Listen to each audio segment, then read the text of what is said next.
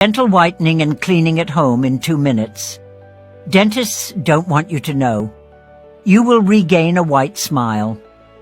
Firstly, take a clove of garlic and peel it. Squeeze the garlic with a juicer into a bowl. Garlic is a powerful tooth whitening agent. It removes yellowness and fights bacteria that cause cavities. Which city are you watching the video from? Add juice from 1 lemon.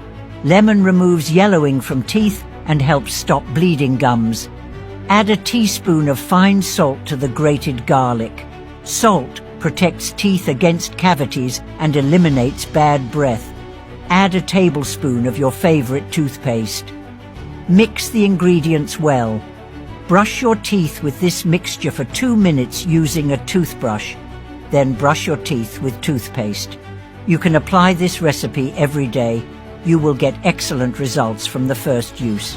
And if you've made it this far, please tell us in the comments which city you're watching this video from.